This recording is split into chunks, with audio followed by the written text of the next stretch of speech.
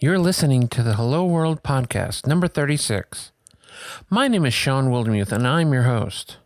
The Hello World podcast is where you can hear from some of your favorite developers, authors, and speakers about how they got started in this business and the decisions they made along the way. We go way back to their first computer, their first code experience, and their first job. Today I have Troy Hunt on the show. Troy lives in the two worlds of building software and breaking software, predominantly software running on the web. From the very early days of HTML, Troy has been a web-centric guy all the way, through to today's modern devices, either talking over HTTP or pushing angle brackets around. Having drifted towards security, he now focuses on helping developers understand how to break their own apps and to build up offensive skills that are complemented by teaching secure coding patterns. If you don't know how to break it, you don't know how to protect it.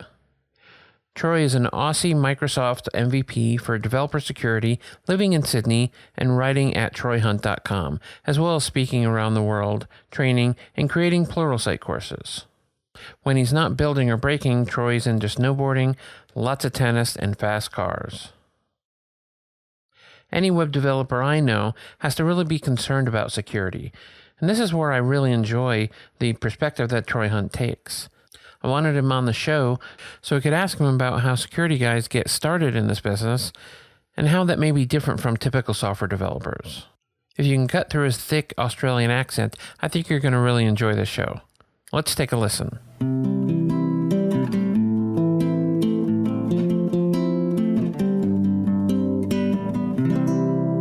On today's Hello World podcast, I have the impressive Troy Hunt. How are you doing today? Very good after an intro like that. Thanks, Sean. So how's your winter going? Because I think most people can tell from the accent you may not be from this hemisphere.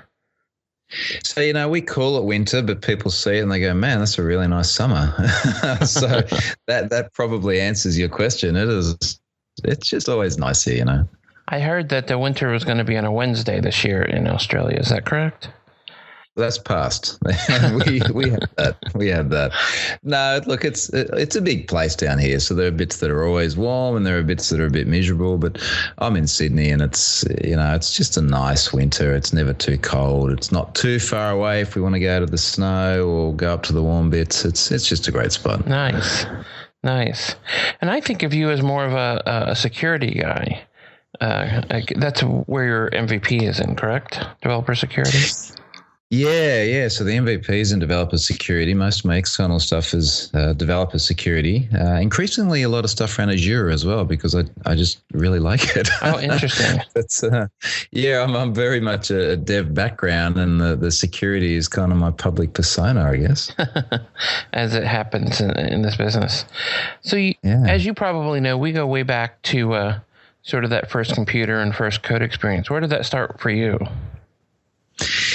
It's funny. When I think about my earliest computer memories, I remember the frustration in primary school, which would have been probably mid-'80s, the frustration of my friends on those damn computers. And I just wanted to go out and have fun and, kick a ball around. So oddly enough, that is my first memory. From there, I think it would have been around about the time I went into high school, which was probably about 87, 88. We got our first computer. And what I remember about that, I don't even remember a model name. I remember IBM compatible 5.25-inch floppy drives, hacking away at game cheats. And that's sort of my most vivid memories. And I'm sure that probably resonates with a lot of people of probably even today's era as well. It's interesting that, hacking together game cheats maybe was the right training for being in developer security. Probably so. It's funny in retrospect when I think about it now. That's there was that piece, but the other thing is I was very involved in the hardware side, and I really liked pulling the things apart, and that probably lends itself quite well to thinking about the way security is today, where we do try to sort of deconstruct things. Interesting. So when did you start coding at that time as well, or was that not until you got into college or uni? I should say. Yeah, university here. um, I think the coding side of things would have been more university side for me. I mean, there's certainly a lot that I was doing around, the usual kid stuff, but I was doing a lot, even with part-time jobs and things on the hardware side of things. So Nice. we're actually living overseas for us. When I was throughout most of my teenage years, and I was living in Singapore when we were sort of 16, 17, 18, and I got a job with a satellite systems company there, and it was just replacing broken bits, pulling things apart. And I remember lap linking a lot of things over parallel ports. Someone said lap link to me the other day. I was like, man, I haven't heard that for forever. But it was the crucial tool. It was a thing, and it worked well. But so the hardware side was sort of the intro, and I got interested in the code side of things. It would have been when I started uni in '95, and I wanted to do the web. HTML was sort of very early, I guess, genesis of modern HTML. Yeah. And I threw myself right into that. In fact, one of the only books that I've ever actually kept, because you accumulate so many books and you look at them and you go, I'm never going to need that, Cold Fusion book again or whatever. Hopefully. One of the only books I've ever kept is, I think, the first one I bought, which was HTML for Dummies. So this would have been back in early HTML era days. I just remember sitting on a bus reading that book, and that was sort of where I got into the coding side of things. And so did you know that, early on that you wanted to do stuff with computers, whether you may have not known hardware or software at the time, but was it something like in high school that you were passionate about, or did you just kind of fall into it? Yeah, it's funny. I mean, up until probably the last year or so of high school, I wanted to be a pilot like my dad. That's what I wanted to do. And he was like, no, you don't want to do that. Not anymore. So it would have been, when I was sort of 17 era that I actually started going, okay, well, maybe this computer side of things has got a bit of potential. And so in university, you were learning development with the web, or were you still in hardware? Well, no, and that was kind of my frustration. I do not have happy memories, in all honesty, of university, because it was a computer science degree, and I have terrible memories of not so much the languages. I mean, so I guess one of the things that sort of stuck with me from there, I do remember learning SQL. COBOL, maybe not particularly exciting, but there's some sort of foundations of programming there. But, I had to do everything from a lot of mathematics, which, has its place in some areas of coding, but I had to do chemistry classes and stuff and go, man, this is not what I want to do. And in fact, I couldn't do HTML. I couldn't do anything web-based at the time. The sense I got was that they just weren't keeping up with what the outside world was doing. Sure. So I really took it upon myself to learn. And were you working at the same time? Yeah, so it was an interesting story. So I was in university, and again, this would have been sort of 95-ish, and I was starting to do some sort of basic website stuff. So, think animated GIFs and blink tag. Sure. But they were I was starting to do all that. web development for about 10 years. That was it, and a spinning globe. So long as you had a spinning globe, everything was good. So I was doing that piece, and I ended up falling in with a crowd that was doing software around horse racing, and they wanted various things written there, and my web side of things, my HTML side of things was pretty good, but the back end stuff I wasn't real great with, and I had a girlfriend at the time who was quite good at that, so we sort of fell in doing that and actually producing some stuff that we did quite well out of at the time, and that was sort of the real intro. Interesting. And so how did that mature when you graduated? Was this just something you had started to do and took off? Yeah, look, it was a funny in a way. It did take off, and it got very popular, the stuff we're writing for these guys, but they sort of turned out to be running somewhat of a scam as well. So we made it. So there were unreputable people in horse racing? Wait. Yeah, believe it or not, and this will probably only resonate with your Aussie listeners, but this was on the Gold Coast as well, which is sort of I imagine it's a little bit like Florida, where a lot of people sort of retire and go there, and it's the sunny spot. But it also attracts sort of the lowest common denominator. That does sound like Florida. I'm sure I've offended several of my viewers, but I'm okay with that. Well, if I've done so, it was unwittingly, but that's I don't know, just kind of the image I have.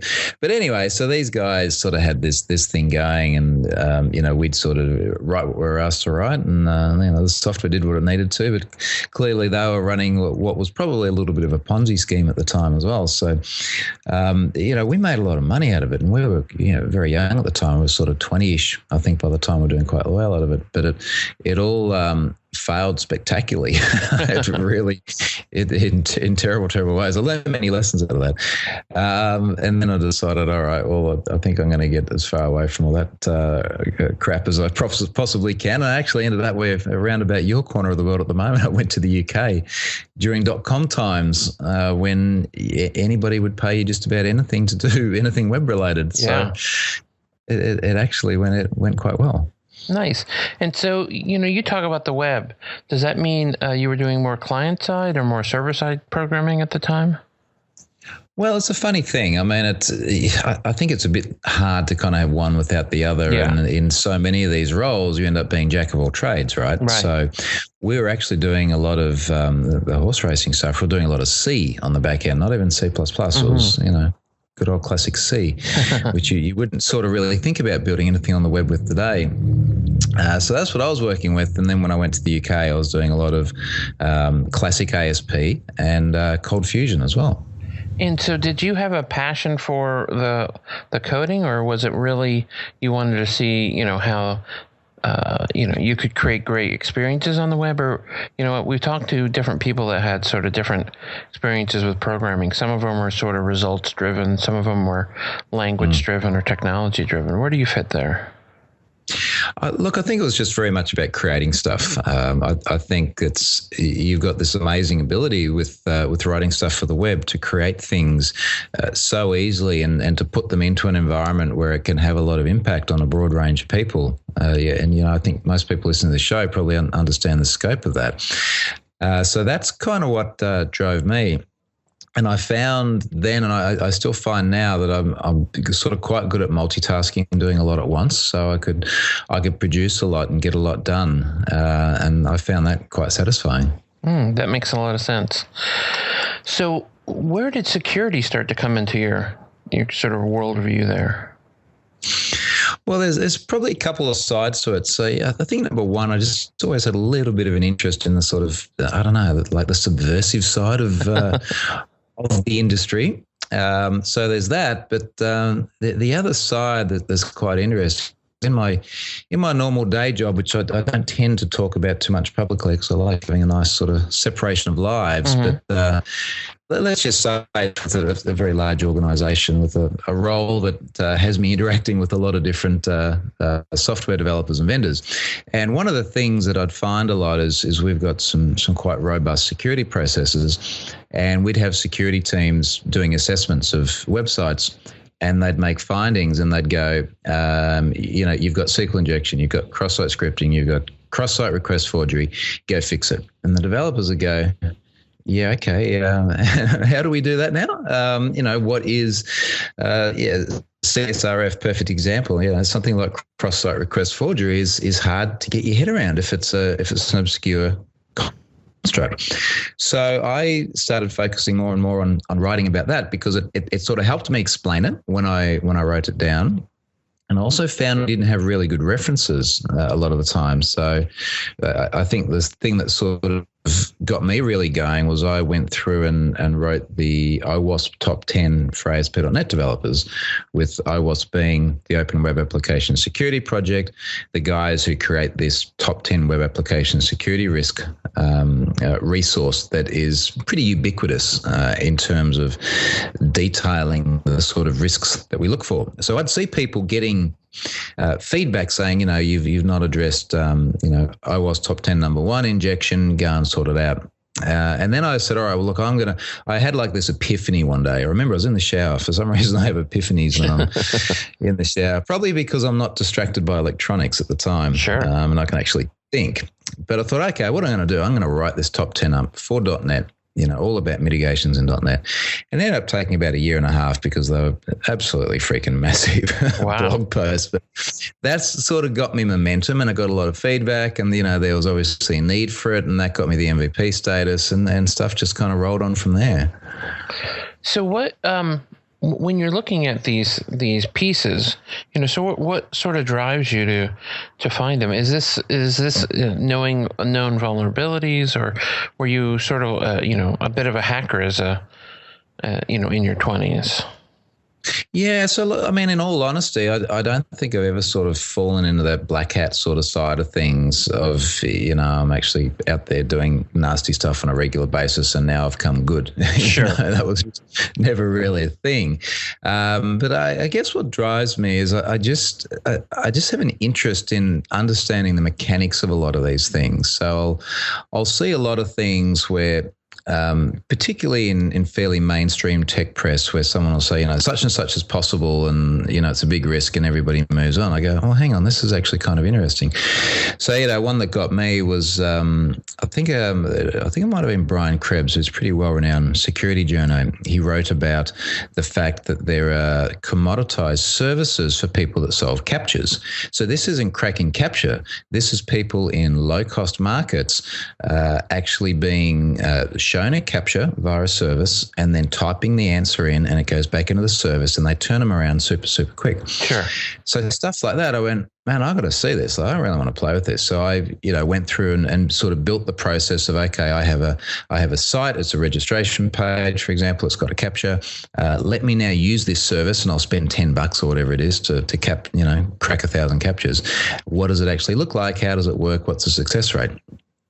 So I have an interest in understanding how it works, but also in explaining it to others. And I think that's probably one of the things that's been a bit of a strength in terms of putting it in consumable terms, because certainly security, it tends to get very abstract and obscure a lot of the time. Yeah, there's a lot of nomenclature, and sometimes it's a little hard to get your head around. Gets very hypothetical too, very, very academic. This could happen under certain circumstances. And all right, well, let's figure out how it actually works. What does actually need to happen for this to break? Right.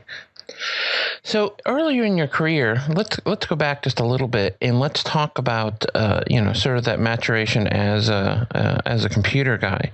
Did you have early bosses or mentors that you sort of looked to that you think shaped who you are today? Yeah, you're making me think now. I don't think so on a technical nature. I've had some in more recent years that I think have helped me a lot with personal development, but of a technical nature, not really. And it's there's a variety of factors for that. But I think that's kind of been something I've missed in one way, but in another, I'm probably a personality that has to kind of learn more by experience and by doing it myself anyway. So it may not have had as greater effect on me if I had the opportunity as what it would for a lot of other people. Sure. And so you see yourself as more of a sort of heads down guy. You're going to sit there and dig in, and you need to know how the bits all work. Yeah, and it's a funny thing too, Sean, because I've found that in my current role, where I've actually been for about 13 years now, as time has gone by, and I'm sure many people find this, but as your career sort of progresses, it's often hard to actually stay close to the technology. And there's, we all sort of joke about the fact that you get good enough doing something, you'll just keep getting promoted through to levels of incompetence until you get to a point where you actually can't do it. And, there's like your ceiling. But it's like, wow, that guy's a really good developer. Let's make him a team leader so he doesn't develop anymore.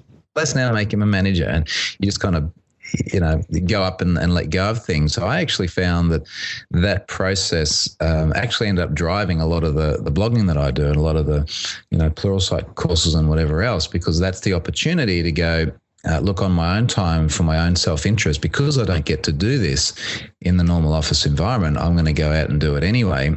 And I think that's actually a really good complement to the things that I do that are now, I guess, considered further down the career path. So what I hear is you think that, keeping that passion alive, even though you may not be, sitting behind a keyboard for 8 hours a day, pounding in code, that's something you had to focus on and make a decision about enjoying.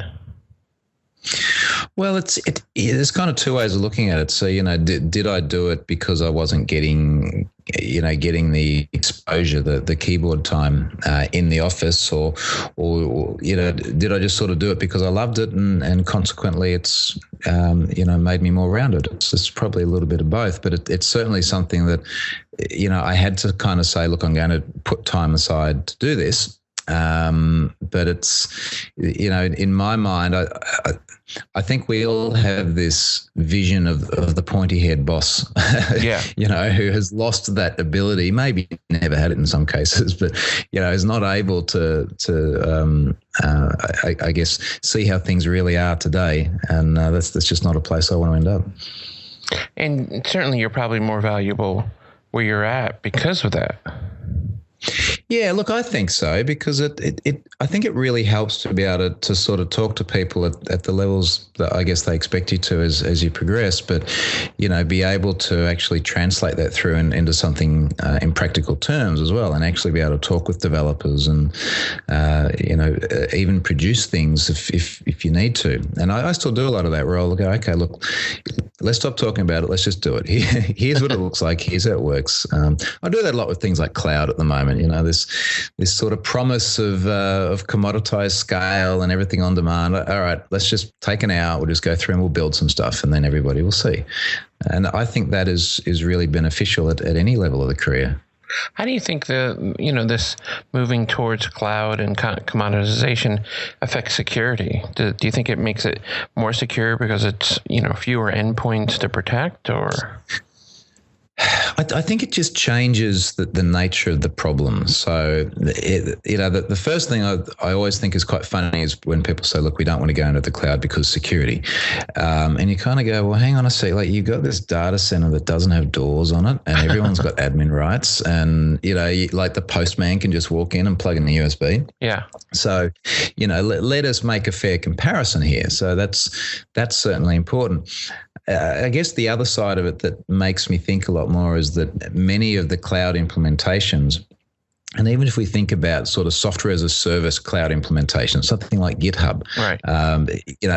That is awesome, but now your code is facing the world. And, we have mitigations for that. So we have things like two-factor authentication, which is great. But at the end of the day, for many people, there's nothing more than a password between Mr. Hacker and their valuable business assets. Whereas before there was, a firewall and a password, and the firewall may have been effective to various degrees, but, sure. But it is now a much more public attack surface. Yeah.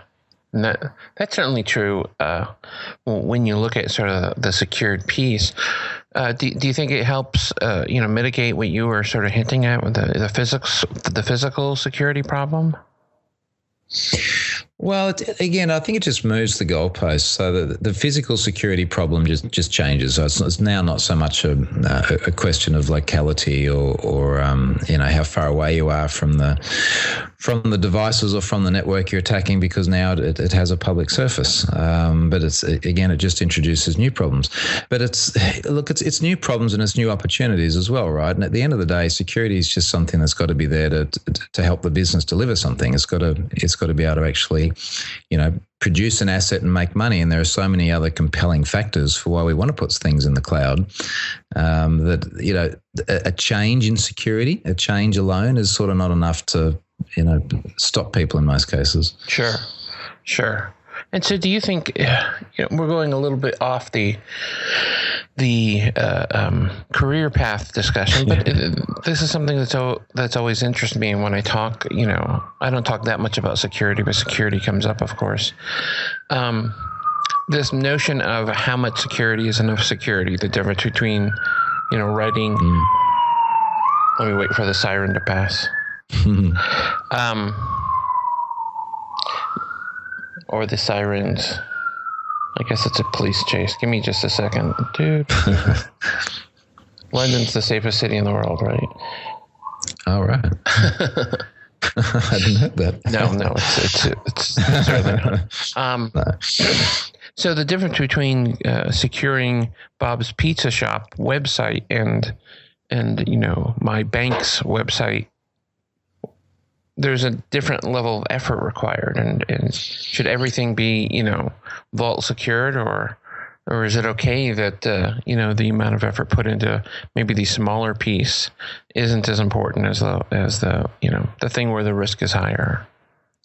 I think probably the most important thing to acknowledge is that these are not absolute states. It's not a question of, you are completely insecure or you are completely secure. There's sort of some degree in the middle there. And when I normally talk to people about it, we say, well, try and think about it in terms of what is enough, right? So it's almost like saying, is your car secure? Well, I've got, I'm in a 20-year-old VW Beetle or something, probably a lot more than 20 years old. I've got no ABS or airbags or anything. All right, it's probably not. Is a brand new Mercedes S-Class safe? Well, you can still kill yourself in it. You go fast enough, you hit a truck coming the other way, right. You're gone. So particularly with security, we look at things like threat actors. So who are you worried about breaking into your stuff? So on the one end of the scale, we've got hacktivists, kids who are going to use free tools and Google Docs and who've got time and persistence but not much skill, all the way through to things like career criminals that are going to have an ROI on this attack. And then you eventually end up with the likes of nation states. So the reality of it is you got to look at it and go, well, look, where is my risk? And then how much am I willing to protect against or spend to protect against it? Right. So in a case like nation states, well, look, at the end of the day, particularly if you've got assets in the US and the NSA wants to come along and get their hands on it, it's going to be hard. But even Bob's Pizza Shop should be able to keep on top of the hacktivists and probably the career criminals who may not have much upside by breaking into a static brochureware website anyway. Right, absolutely. So let's talk a little bit about your career as an Pluralsight author, trainer, that sort of thing. How did that come to be? Yeah, good question. So I've been writing courses probably for about 18 months now. And I think I'd done some other courses for sort of classroom-based training. And I have a friend who's a Pluralsight author, and I said, hey, give me an intro. Is this stuff good? He said, yeah, we'll get you in there. So I went through the normal sort of audition process that all authors do, and churned out my first course, which was pretty much the stuff I'd been writing on my blog, but just, converted into course material. And that was kind of my intro. And I guess like most authors, there was lots of trial and error and trying to figure out how to, not just the mechanics of making the production process work well, but figure out how to pitch and deliver the stuff as well.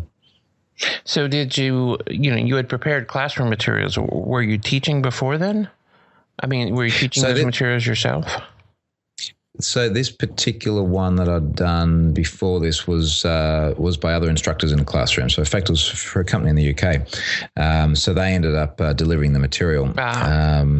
So I had been doing a lot of speaking, and I've since been using some of this material in workshops as well. But most of the time, everything I've been doing is remote, and I guess that's part of the joy of being in this part of the world as well. There's not a whole lot of people around here to do a lot of that sort of thing. Sure. And getting to the people who you might train face to face is, even within the country, is a lot of travel.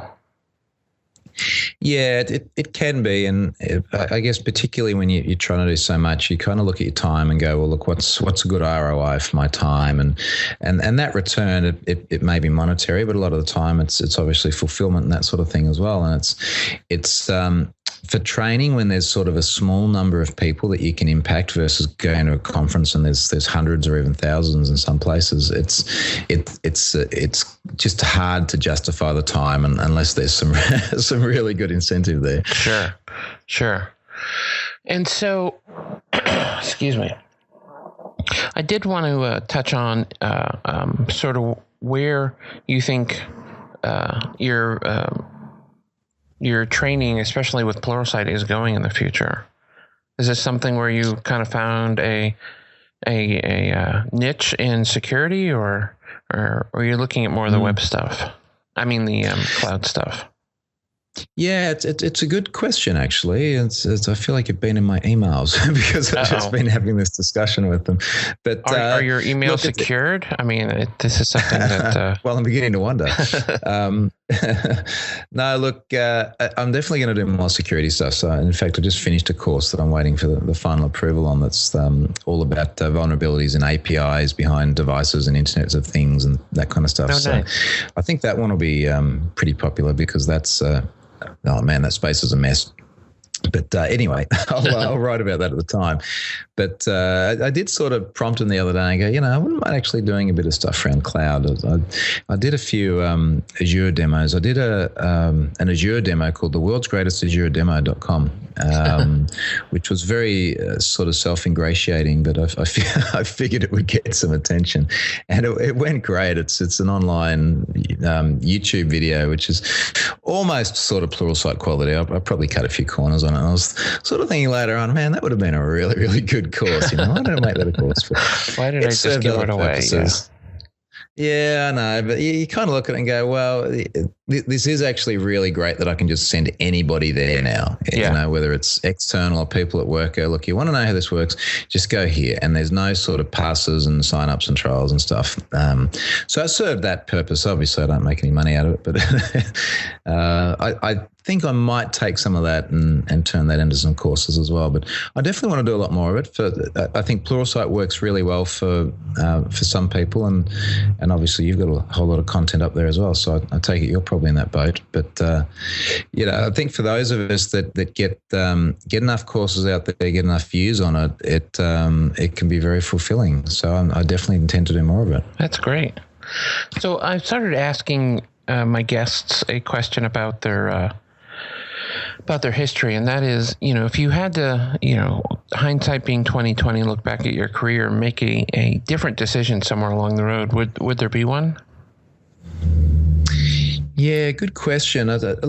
You always kind of go, there's certain things I could have done better, and then you kind of go, well, are you happy where you are, and is that sort of the result of the mistakes that you've made as well as the things you've done right? And I think there's a degree of that. I think probably if I was to do anything better, I would have understood more about how to protect myself better when we started making a lot of money when we were really young doing this racing software, and I might have actually come out of it with something more than nothing, which was where I ended up before. So I think it'd be more sort of business awareness and savviness, which is always difficult when you're 20 years old as well. Yeah. But I don't think technically I really would have done things much different. I'm really glad I've backed the web, and the web has just continued to go from strength to strength. I just remember all these times that I would have had chats with people about, well, this really should be a desktop app or something. I'm going, no, let's do it on the web. Web's awesome, seriously. I'm glad I kept backing that horse, Ironically, backing a horse, that's a nice turn of phrase. I realized as soon as I said it. I thought it might slip through. Well, it's been a joy having you on the show. I appreciate the insight into where you came from. Yeah, thanks, Sean. It's brought up old memories. It's funny. You often don't sort of sit back and think about these things. So, yeah, thanks for the trip down memory lane. Absolutely, and enjoy the fierce winter when you go to the beach later and surf. Yeah, it's terrible. Well, have a great day. Thanks, mate.